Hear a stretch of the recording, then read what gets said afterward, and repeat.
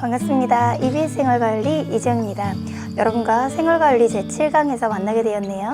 이번 강은 삶과 죽음의 윤리를 다루는 강입니다. 이번 강에서 다루게 될 주제는요, 드디어 이제 응용윤리 주제들이 등장을 합니다.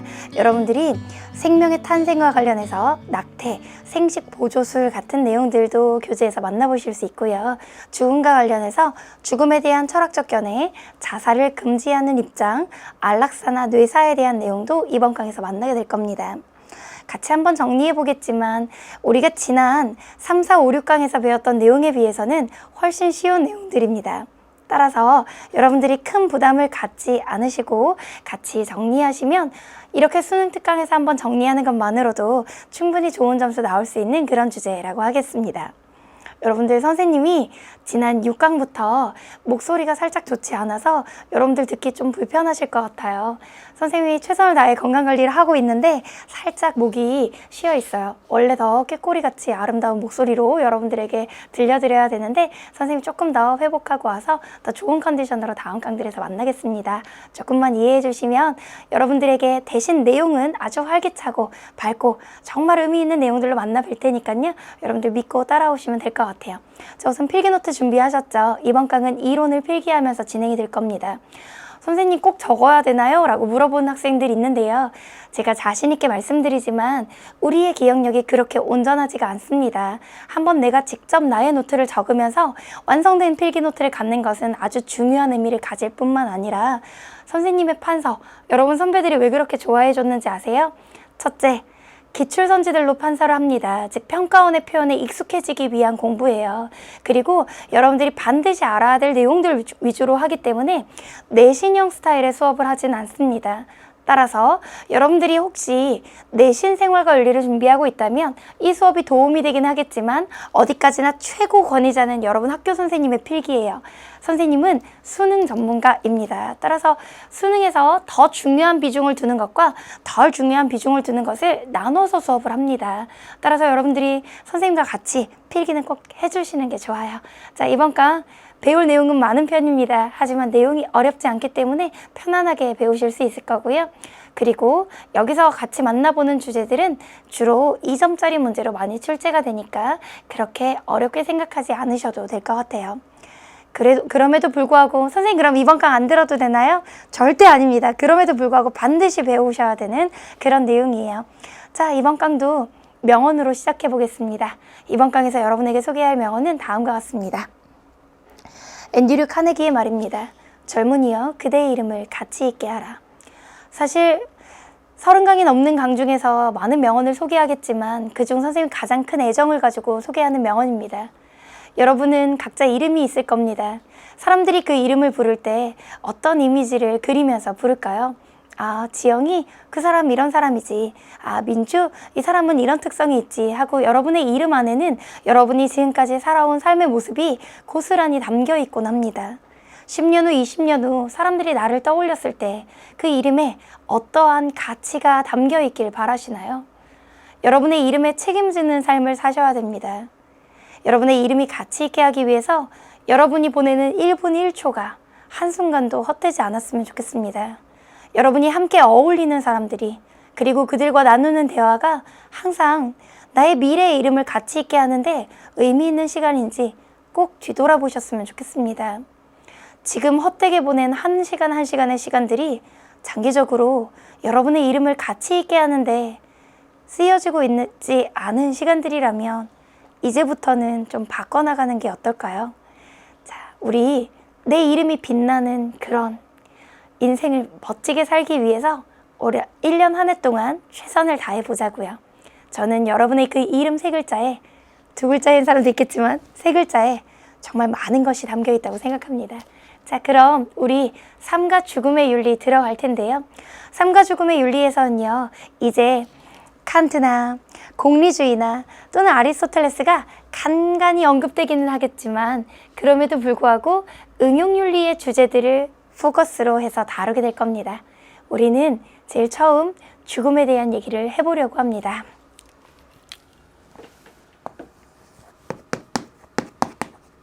죽음에 대한 철학적 견해예요.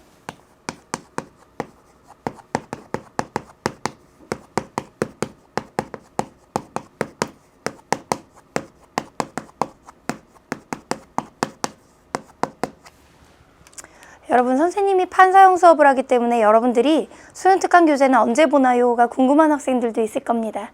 OT에서도 얘기했듯이 같이 필기하고 공부하되, 그리고 같이 문제를 풀 때 수능 특강에 있는 이론 파트는 꼼꼼히 읽어보셔야 됩니다. 읽다 보면 가끔 선생님이 수업 중에 필기하지 않고 넘어가는 내용들이 있을 겁니다. 한번 읽어보는 것만으로 충분하거나 내신형 문제이기 때문에 다루지 않는 것들이 많거든요. 자, 기본적으로 죽음의 특성, 우리는 언제 어디서나 한 번 태어나고 한 번 죽습니다. 그것이 여러분들에게는 딱 한 번뿐인 기회 이고요. 그건 누구에게나 평등하게 주어져 있습니다. 하지만 굳이 이건 필기하지 않아도 여러분들이 문제를 푸실 수 있는 내용이죠. 자, 그래서 바로 죽음에 대한 철학적 견해로 들어갈 겁니다. 자, 동양의 학자들과 서양의 학자들을 좀 만나볼 거고요. 동양에서는 유교, 불교, 도교의 입장을, 서양에서는 플라톤, 에피쿠로스, 하이데거, 그리고 야스퍼스의 입장을 만나보겠습니다. 자, 죽음에 대한 철학적 견해에서요. 동양의 견해를 먼저 만나볼까요? 동양 사상에는 유불도 사상이 대표적입니다. 그중 유교 사상에서 공자 선생님이 바라보는 죽음에 대한 견해를 좀 만나보겠습니다.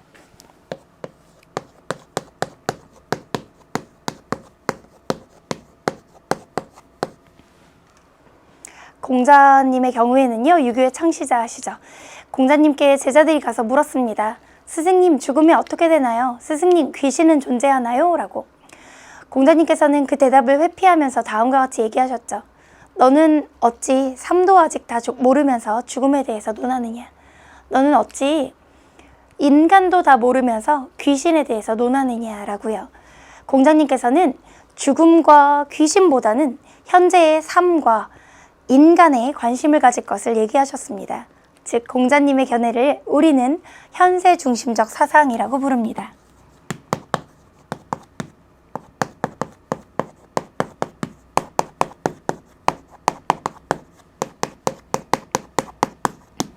현세 중심적이다 라고 하는 것은요, 우리가 죽고 난 이후의 내세가 아니라 지금 살고 있는 현재의 세상에 관심을 가진다는 것입니다.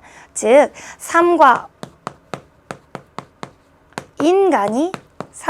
인간이 무엇보다 더 중요하다고 보는 것이냐면요, 죽음과 삶과 인간이 죽음과 귀신보다 더 중요하다고 보는 것이에요. 따라서 우리는 공자를 뭐라고 표현하냐면요, 내세관을 가지고 있지 않다고 표현합니다. 죽고 난 이후의 세계에 대한 내세관, 그 내세관이 없다고 얘기하죠. 현세 중심적 사상가였던 공자는 하지만 부모님이 돌아가시면 3년 동안 초상을 치러야 하고, 부모님이 돌아가신 날 매년 제사를 지내야 한다고 보았습니다. 우리가 이런 걸 뭐라 그러냐면요, 상장제례라 그러는데요. 초상을 치르고 장례식을 하고, 제사를 지내는 예식은 하지만 강조하였습니다. 왜 죽음과 귀신에 대해 설명하지 않았던 공자님이 상장제례는 강조하셨을까요? 그것은 살아있는 자녀의 도리라고 보았기 때문입니다. 부모님이 돌아가신 후에도 효도가 이어져야 되기 때문이라고 보았죠. 즉, 돌아가신 분을 위한 것이라기보다는 살아있는 자의, 산 자의 도리의 측면에서 상장제례를 바라보신 겁니다. 즉, 효도가 부모님이 돌아가신 이후에도 이어져야 된다고 본 것이고요. 특히 3년상 같은 것들을 강조하셨습니다. 자, 이 공자님께서는요, 조금만 더 보면요, 이런 내용을 좀 이해하셔야 돼요. 죽음이라는 것은 자연스러운 현상입니다. 하지만 그 죽음에 대해서 슬퍼하는 것은 자녀의 마땅한 도리라고 보았습니다. 우리가 죽음은 자연스러운 현상임에도 불구하고 슬퍼함은 자녀의 도리로서 마땅하다고 보았죠. 슬퍼함이 마땅한 일이다. 이것이 공자님이 죽음에 대해서 설명하셨던 방식입니다. 이것과 달리 죽음을 슬퍼할 이유가 없다고 보았던 학자도 있습니다. 바로 도가 사상의 장자라는 학자인데요. 도가의 장자는 아내가 죽었는데도 불구하고 아내가 죽은 다음 아내의 죽음을 슬퍼서 울었던 것이 아니라 악기를 연주하고 있는 모습을 친구들에게 보여주었습니다. 친구들이 놀라서 물었죠. 자네는 아내가 죽었는데 어찌 악기를 연주하고 있을 수가 있나? 아내의 죽음이 슬프지 않은가? 라고 물었습니다. 장자님은 이렇게 얘기하십니다. 아내가 죽은 태초에는 나라고 어찌 슬퍼하는 마음이 없었겠소. 하지만 곧 생각해보니 슬퍼할 이유가 없다는 생각이 들어 울음을 그쳤단 말이오. 왜냐하면 인간은 기가 모이고 기가 흩어지는 삶과 죽음의 순환 과정에 놓여 있어. 기가 모여서 삶이 되고 기가 흩어져서 죽음이 되오. 죽음이라는 것은 모여있던 기가 흩어지는 현상에 불과하고 아내도 역시 대자연 속에 있는 것이나 다름없소. 내가 만약 아내의 죽음을 슬퍼한다면 나는 이런 자연스러운 기의 순환을 이해하지 못한 것 같은 느낌이 들어 죽음을 슬퍼할 이유가 없다고 생각하게 되었소. 라고요. 제가 지금 평가원 기출 제시문에 많이 나오는 장자의 대답을 여러분에게 그대로 들려드린 거예요. 장자는 삶과 죽음을 기의 순환 과정으로 설명합니다. 기가 모이고, 자, 이것이 삶이고요. 그리고 기가 흩어지는 과정으로 이게 죽음이고요. 삶을 바라봅니다. 삶과 죽음은 기가 모였다 기가 흩어지는 기의 순환 과정입니다. 쉽게 말하면 봄, 여름, 가을, 겨울이 변하고 낮과 밤이 바뀌는 것처럼 자연스러운 순환의 과정이죠.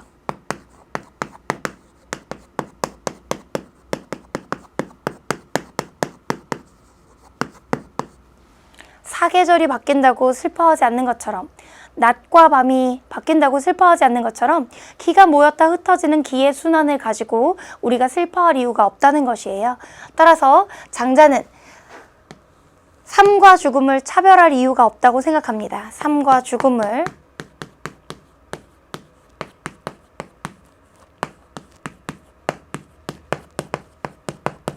차별할 이유가 없다고 생각해서요. 슬퍼할 이유가 없다는 결론을 내립니다.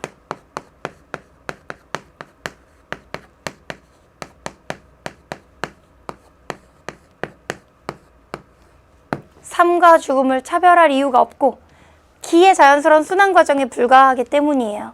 따라서 우리는 슬퍼할 이유가 없다. 이렇게 보는 것이죠. 불교에서는요. 불교의 창시자 석가모니의 견해를 좀 만나보려고 합니다. 윤회설이라는 사상을 가지고 있습니다. 불교의 윤회설은요. 우리가 태어나고 죽는 것이 계속 순환한다고 봅니다. 불교의 윤회설은 다른 말로 환생설이라고 부르는데요. 윤회설, 우리는 죽고 나면 다시 태어난다는 거예요. 그리고 죽고 또 태어납니다.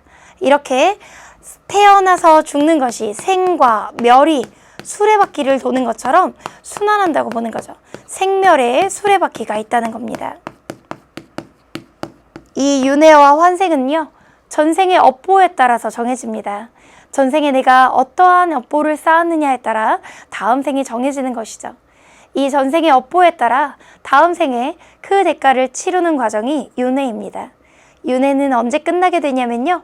해탈을 통해 끝나게 됩니다. 만일 해탈한다면 해탈을 통해 해탈하게 된다면 해탈을 통해 윤회에서 벗어날 수 있습니다.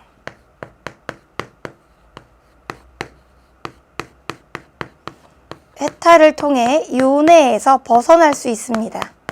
만일 벗어나지 못한다면 우리는 계속 태어나고 죽고 태어나고 죽는 고통스러운 순환을 반복해야 됩니다. 불교에서는 태어나서 죽는 것이 고통스러운 과정이라고 생각하거든요. 그걸 벗어나기 위한 방법은 해탈을 해야 되고요. 그 해탈을 통해서만 벗어날 수 있습니다. 자, 이 동양의 사상을 만나봤으니 이제 서양의 견해로 가보겠습니다.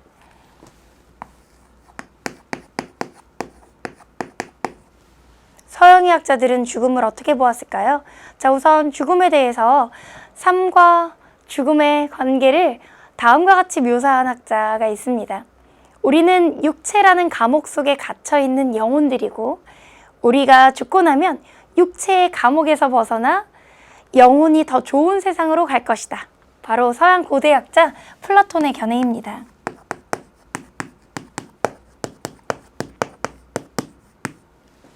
서양 고대학자 플라톤의 경우에는요, 다음과 같이 얘기합니다. 서양 고대 플라톤은 이 우리가 살고 있는 현실 세계와 다른 완벽한 지혜의 세계인 이데아 세계가 있다고 보았습니다. 그리고 그 이데아 세계에서 우리는 영혼의 상태로 존재하고 있죠. 무슨 이유에선가 우리는 지상세계로 추락하게 되고 불완전한 육체의 감옥에 갇히게 됩니다. 죽고 나면 육체의 감옥에서 해방되어서 더 좋은 세계인 이데아 세계로 영혼이 다시 갈 수 있다는 거죠. 즉, 죽음은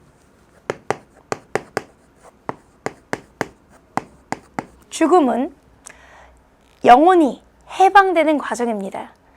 이데아 세계로 획이 다시 되돌아가는 과정이죠. 이데아 세계로 우리가 다시 되돌아가는 과정. 어떻게 가게 되는 거냐면요, 육체에서 해방되어서 육체에서 해방된 영혼이 살아남아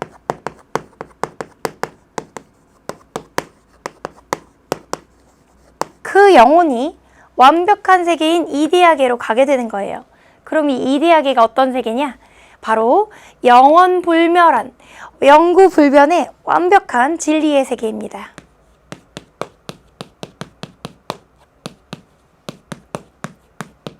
완벽한 진리, 완벽한 지혜의 세계예요.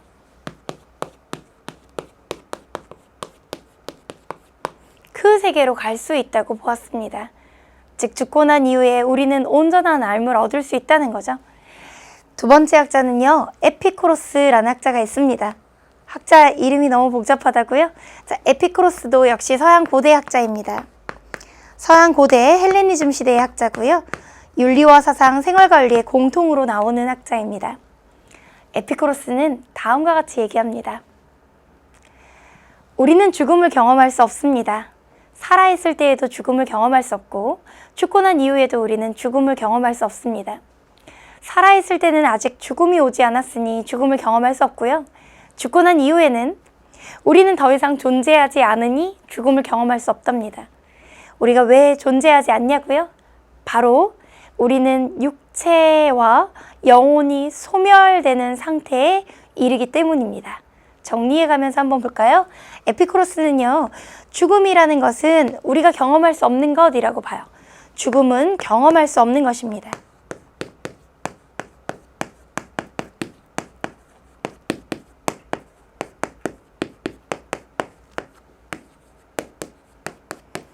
살아서는 만나지 못하고요. 죽고 난 이후에는 우리는 더 이상 존재하지 않아서 역시 죽음을 경험할 수 없습니다. 죽고 난 이후에 우리는 왜 존재하지 않나요? 에피쿠로스가 볼 때 인간은 원자로 이루어져 있습니다. 현재 우리가 알고 있는 과학적인 상식과 어긋나지 않죠? 원자가 모여서 인간이 되고 다시 죽고 나면 원자로 해체된다는 거예요. 죽음은 원자로 해체되는 과정입니다. 죽음은 원자로 해체되는 거예요. 원자로 해체되어 버리고 나면 우리는 뭐와 뭐가 소멸하게 되냐면요, 육체와 영혼이 소멸합니다. 육체와 영혼이 소멸하여서 더 이상 고통도 쾌락도 느낄 수 없는 상태가 됩니다.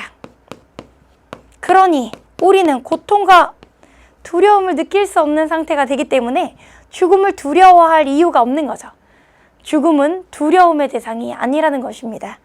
우리를 고통스럽게 할 죽음을 우리는 경험하는 것 자체가 불가능하기 때문이죠. 죽음은 뭐의 대상이 아니다? 두려움의 대상이 아니라는 거예요. 세 번째는요, 하이데거라는 학자입니다.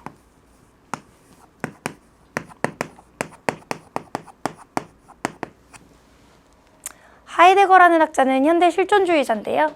현재 실존주의자 하이데거는 다음과 같이 얘기합니다. 우리는 죽음이라는 장치를 통해 우리의 삶을 더 잘 이해할 수 있대요. 우리가 만일 영원히 죽지 않는다면 우리의 삶이 무한하다면 우리는 삶의 소중함을 잘 모를 거라는 거죠. 죽음을 눈앞에 맞닥뜨렸을 때 죽음을 직시함으로써 인간은 삶의 유한성을 깨닫게 된답니다. 죽음을 직시함으로써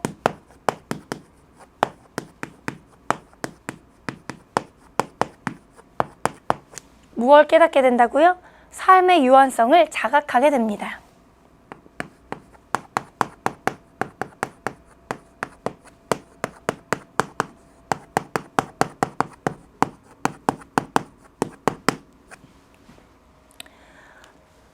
우리의 삶이 유한한 것이라는 걸 알게 되면 우리는 함부로 살 수가 없다는 겁니다. 우리는 아무리 수동적으로 지금까지 이끌려오는 삶을 살았다 하더라도 죽음을 맞닥뜨리게 되면, 죽음을 눈앞에 두게 되면 이제는 정말 내가 살고 싶은 대로 살아야겠다라는 주체성을 회복하게 된대요. 정말 자신의 주체적인 결단에 의해서, 이를테면 지금까지 남들이 살라는 대로 수동적으로 살아온 사람이 있다고 칩시다. 시한부 인생을 선고받고 죽음을 앞에 두게 되면 그때부터는 진짜 내가 원하는, 내가 내 삶의 주인이 되는 그런 삶을 살아야겠다고 생각하지 않겠습니까? 이렇게 죽음을 직시함으로써 우리는 삶의 주체성을 회복할 수 있고 주체성을 강조하게 되고, 그 주체성을 강조하는 것이 하이데거에 의하면 우리의 실존을 회복하는 길이라고 봅니다. 하이데거는 실존을 강조한 실존주의자였는데요. 실존주의는 자신의 주체적인 선택과 결단을 강조하는 철학입니다. 죽음이라는 장치를 통해 우리는 우리 삶의 주체성을 회복할 수 있다, 이렇게 얘기한 학자가 하이데거예요. 야스퍼스도 비슷한 시기에 4번이 되겠네요. 야스퍼스라는 학자도 비슷한 시기 현대 철학자이면서 실존주의자입니다. 야스퍼스라는 학자는 이번 교육과정에서 새롭게 보이고 있는 학자인데요. 야스퍼스도 역시 실존주의지만 하이데거와 달리 유신론적 실존주의자였습니다. 유신론적 실존주의자라고 하는 것은요, 실존주의이면서 신에 대한 믿음을 가지고 있는 사상을 말합니다. 야스퍼스도 죽음을 다음과 같이 생각합니다. 우리 인간이 피할 수 없는 한계 상황이라고요. 죽음을 뭐라고 봤다고요? 죽음을 피할 수 없는 한계 상황이라고 보았다고요.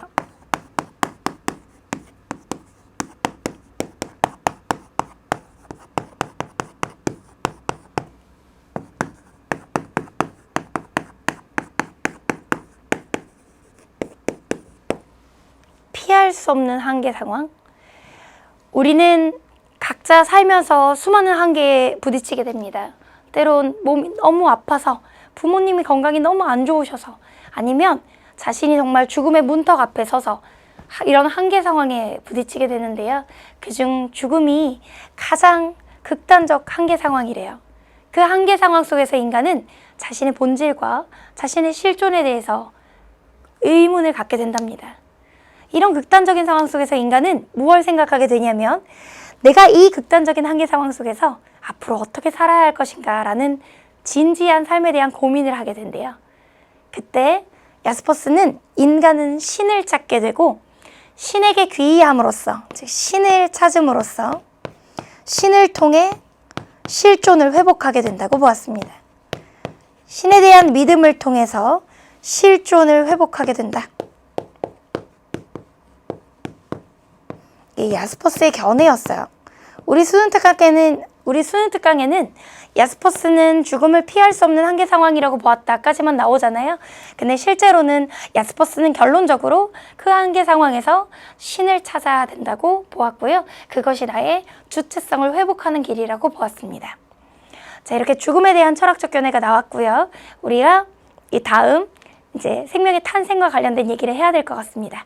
낙태에 대한 얘기를 좀 해볼까요?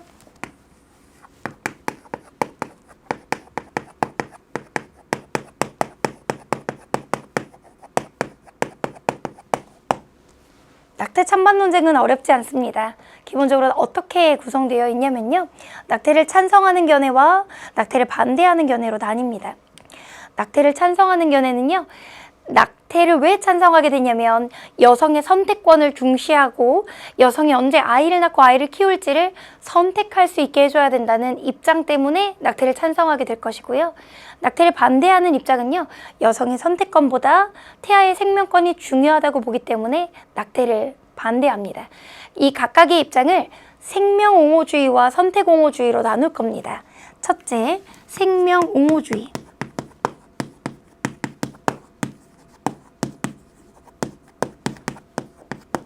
생명옹호주의는요, 태아의 생명을 더 중시하는 입장입니다.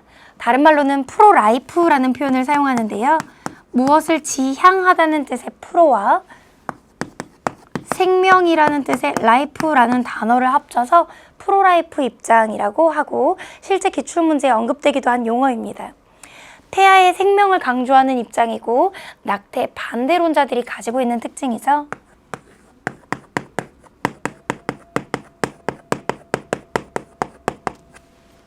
낙태를 반대하는 사람들은요, 다음과 같은 논거를 내세웁니다. 태아는 존엄한 인간이다 라고 보는 존엄성 논거를 가지고 있거나 태아는 아무런 죄를 저지른 적이 없는 존재이다. 바로 무고한 인간의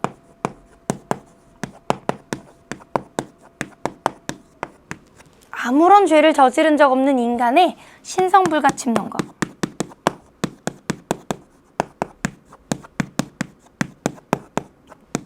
를 내세운다거나 아니면 태아도 결국 인간이 될 잠재성을 지니고 있다는 잠재성 논거를 가지고 있습니다.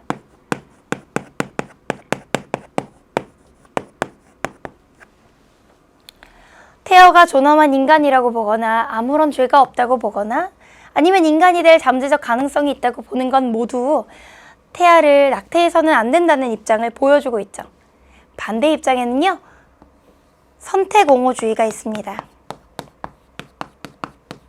선택옹호주의라고 부르는 것은요, 프로-초이스라고 번역되기도 합니다. 여성의 선택권에 초점을 맞추고 있는 입장인데요. 낙태를 찬성하는 논거를 이렇게 부릅니다. 여성에게 언제 아이를 낳을지는 선택권이 있다는 거죠. 이 안에는 다음과 같은 논거들이 있습니다. 태아와 여성은 여성의 몸이 여성의 소유물이기 때문에 태아 역시 여성의 소유물이고 소유물을 마음대로 처분할 권리가 여성에게 있다. 이것이 소유권 논거예요.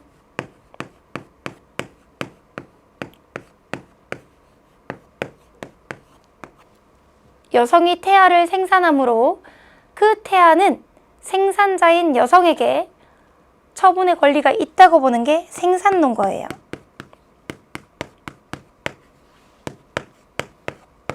여성에게 태아를 언제 낳을지에 대한 자유로운 선택권을 줘야 된다. 이것을 자율 논거라 그러고요.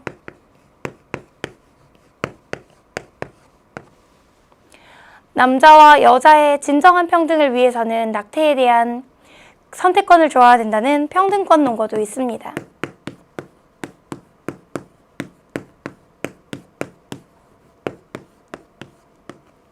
원치 않는 범죄로 인해 임신을 하게 된 경우 그 임신으로부터 여성을 지켜야 한다는 정당방위 논거가 있고요.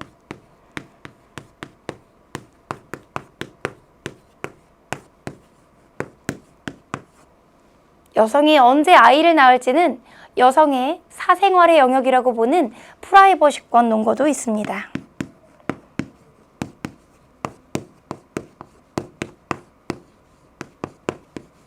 좀 길죠? 프라이버시권 논거도 있습니다.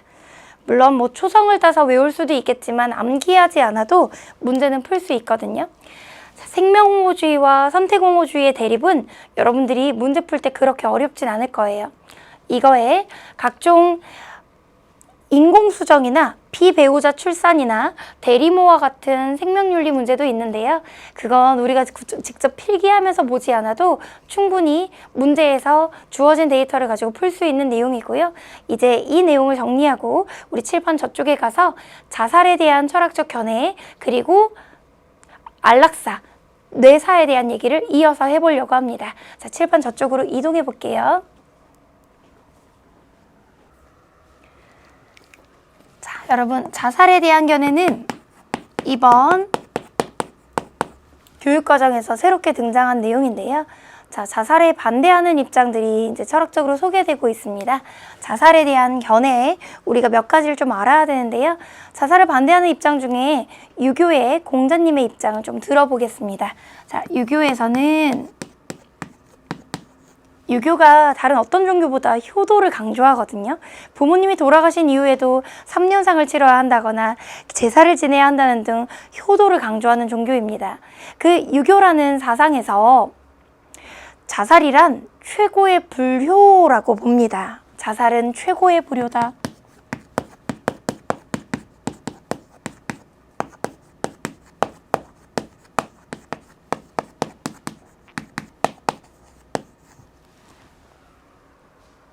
왜 그럴까요? 유교의 경우에는요, 효경이라는 경전을 가지고 있는데요. 그 효경이라는 경전에서 효의 시작을 불감회상이라고 보고 있기 때문입니다. 효경이라는 경전이 있고요. 효경이라는 경전에서 감이 아니하다, 훼손하거나 손상되게 하지 아니하다. 감이 훼손하거나 손상되게 하지 아니하는 것이 효의 시작이라고 보고 있습니다.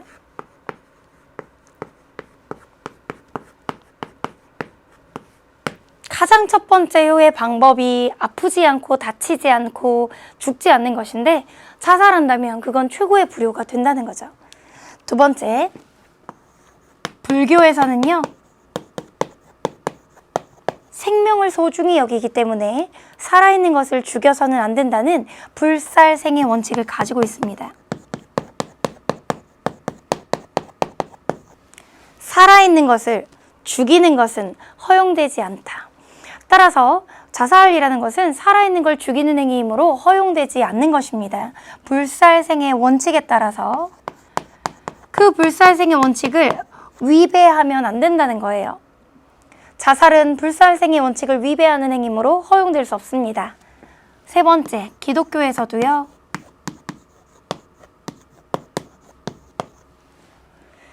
기독교는 창조를 믿죠. 따라서 신이 창조해 주신 몸, 신이 우리에게 부여해 주신 생명을 함부로 하는 것은 허용되지 않는 행위가 됩니다.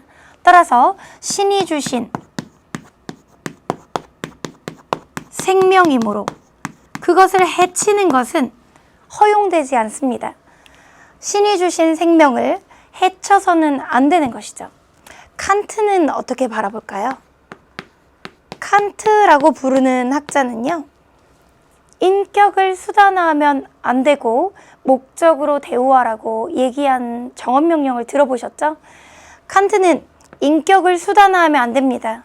지금 현재 고통을 회피하기 위해서 자살을 선택한다면 그건 인격을 고통 회피의 수단으로 전락시키는 행위입니다. 자살은 인격을 수단화하는 행위라고 봅니다.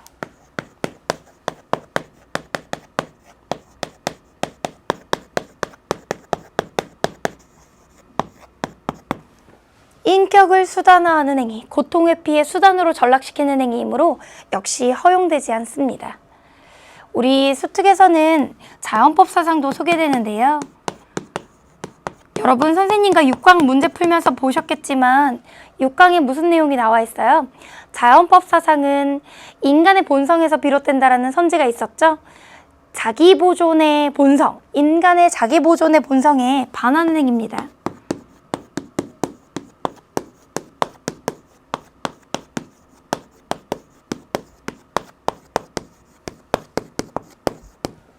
인간의 자기보존의 본성이 있는데 그 본성에 위배되는 행위가 바로 자살이라는 거예요.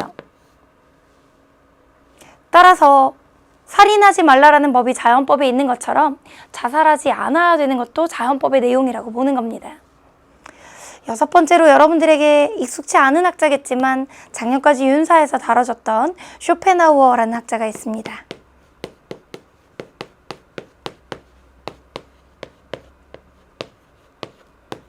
쇼펜하우어라는 학자는요, 삶이 고통이라고 본 염세주의자였습니다. 세상에 염증을 느낀다라는 뜻인데요. 맹목적인 의지에 의해, 즉 충족 불가능한 욕망에 의해 우리 삶이 고통 속에 이리저리 치이고 치인다고 보았습니다. 이런 고통으로 가득한 염증 나는 세상에서 자살은 진정한 해법이 아니라고 보았어요. 자살은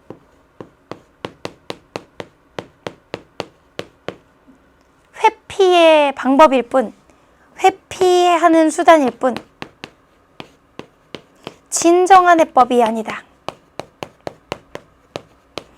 이 그런 고통으로 가득 찬 세상은 자살을 한다는 것은 그걸 도망치는 것에 불과한 것일 뿐 진정한 해법이 될 수 없다는 거예요.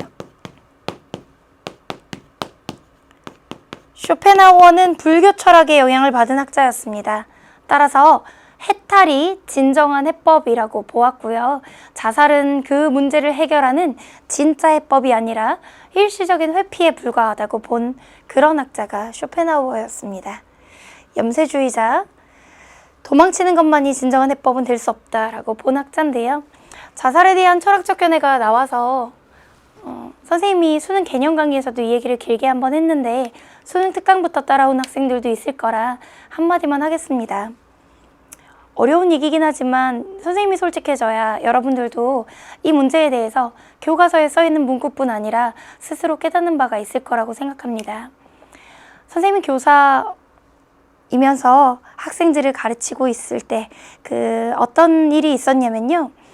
수업을 듣는 학생 하나가 시험 성적이 발표되고 며칠 지나지 않아 자기의 귀한 물건들을 친구들에게 나눠줬어요. mp3나 전자사전이나 또는 필통이나 중요한 그 학용품들을 반 친구들에게 나눠주면서 나 이제 이거 필요 없으니까 너네 쓰라고 나눠줬어요. 친구들은 왜 주는지 영문은 몰랐지만 그냥 그걸 받고 매우 좋아했었거든요. 근데 그 다음날 그 학생이 아파트 옥상에서 투신을 했습니다.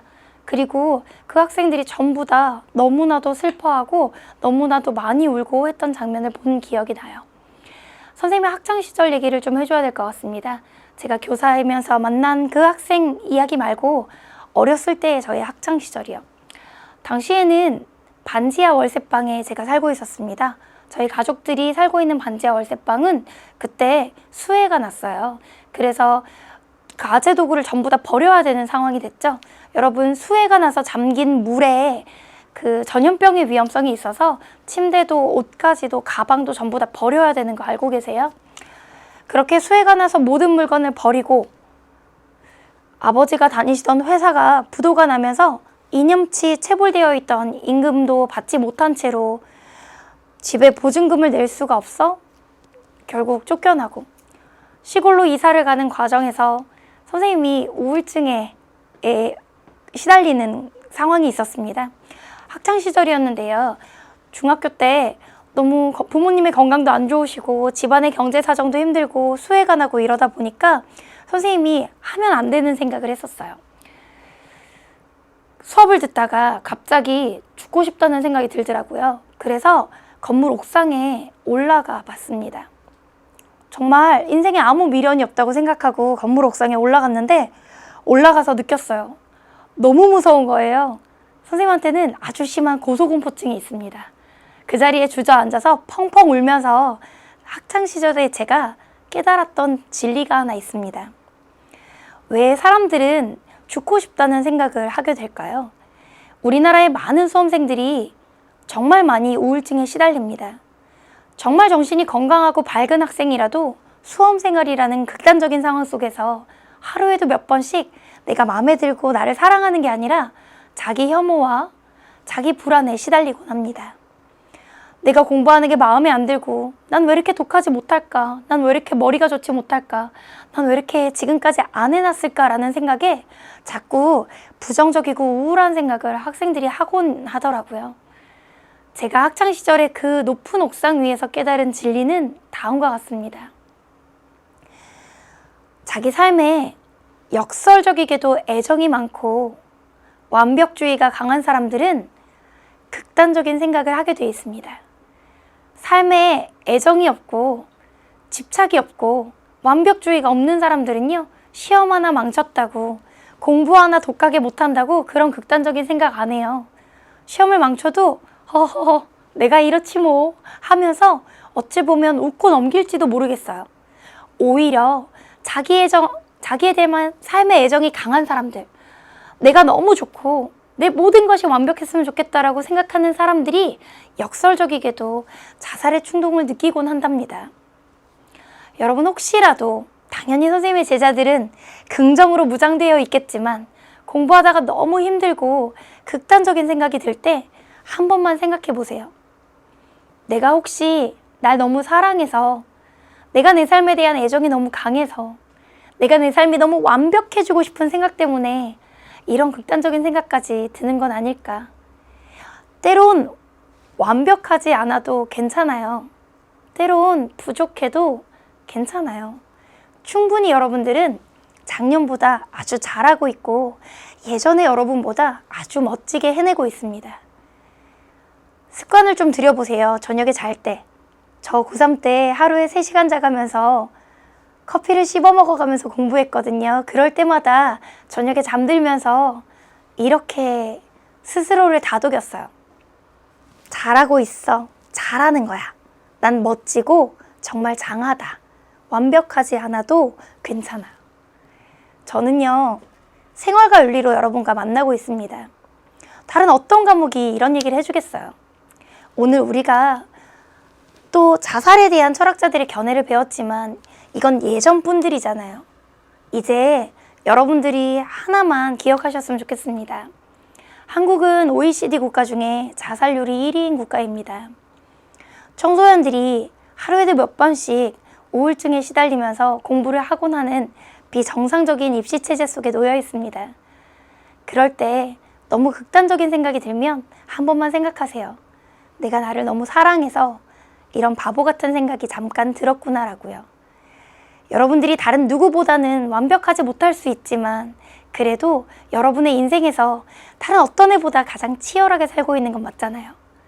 저는 여러분들이 지금까지 부족했던 모습이 아니라 나아지고 있는 모습을 칭찬하면서 잘하고 있어, 잘할 거야 라고 하면서 자기를 위로하면서 이 1년을 보냈으면 좋겠습니다. 제가 조금 더 좋고 밝은 목소리로 여러분들한테 이 얘기를 해줬어야 되는데 목소리가 약간 상해 있어서 오히려 이 얘기가 더 무겁게 느껴졌을지 모르겠어요. 하지만 여러분, 다른 누가 뭐래도 너무 여러분들은 소중한 존재입니다. 자꾸 어디에 찌그러져 있는 느낌, 내가 세상의 중심이 아닌 느낌이 아니라 여러분이 세상의 중심이에요. 제가 시작하면서 하는 명언들 있잖아요. 다 여러분들 힘내라고 하는 말입니다. 수험생활이 너무 힘드니까요. 제가 앞으로 계속 이렇게 여러분들 멘탈 잡아주면서 수업할 거예요. 그런 측면을 여러분 선배들도 참 좋아했어요. 어떤 학생들은 마음이 메말라서 공부나 하지 저런 얘기를 왜 해? 라고 할 수도 있어요. 우리 EBS에는요, 너무 훌륭하게도 북마크 기능이 있습니다. 만약 이런 얘기가 너무 버겁다면 넘어가셔도 좋지만 필요한 학생들을 위해서 선생님이 이 얘기는 한번 해줘야 될 것 같아요. 자, 우리 마지막으로 안락사와 뇌사에 대해서만 얘기하면 이 주제에 대한 중요한 이론은 다 다루게 됩니다. 자, 안락사와 뇌사 얘기 간단히만 해볼까요?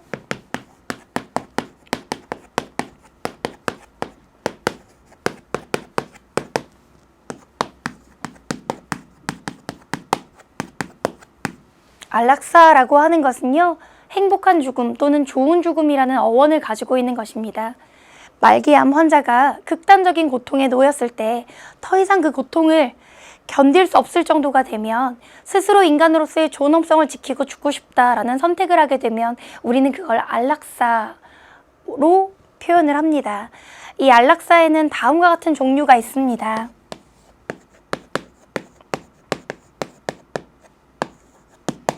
스스로 간절히 원해서 하는 자발적 안락사가 있고요.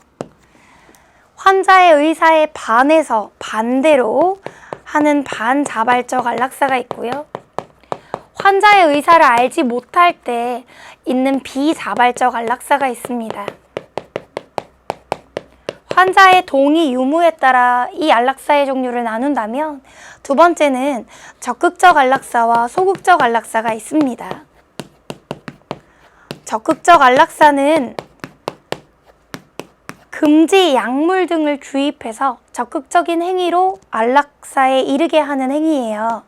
약물 주입 등의 방법으로 안락사를 시키는 것이고요.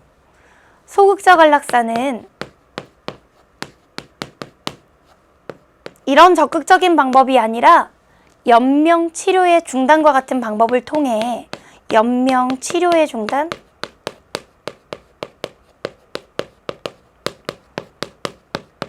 부작위에 의한 안락사를 하는 것입니다. 이런 적극적 안락사와 소극적 안락사 중 현재 우리나라는 적극적 안락사를 불법으로 규정을 해서 살인죄나 촉탁에 의한 살인죄로 처벌을 하고 있습니다. 소극적 안락사는요, 현재 우리나라 법에서 조건부 합법을 취하고 있는데요. 의사에 의해서 시행이 되고 환자와 가족의 지속적인 요구가 있고 그 모든 과정이 철저하게 보고서로 작성이 될 때 조건부 허용되고 있습니다. 적극적 안락사와 소극적 안락사를 구분하는 문제는 나올 수 있으니 기억해 두시면 되고요. 안락사에 대한 찬반 논쟁은 공리주의와 칸트의 의견으로 보셔야 될 것 같습니다. 공리주의는 여러분이 알다시피 결과가 좋으면 찬성, 결과가 다수에게 고통을 준다거나 쾌락을 증진시키는 데 도움이 되지 않는다면 반대입니다. 공리주의는 행위의 결과의 유용성에 따라 조건부 찬성, 조건부 반대를 할 거예요. 즉, 안락사로 인해 환자 가족의 고통과 환자 자신의 고통이 줄어들 수 있다면 찬성을 할 겁니다. 칸트는 안락사라는 것은 인격을 고통을 회피하기 위한 수단으로 죽이는 것이라고 봅니다. 칸트는 안락사가 인격을 수단화하는 행위이므로 반대합니다. 칸트와 같은 견해에선 안락사 반대로 이어질 가능성이 크겠죠. 뇌사 얘기만 마지막으로 하겠습니다. 뇌사는 식물인간과는 다릅니다.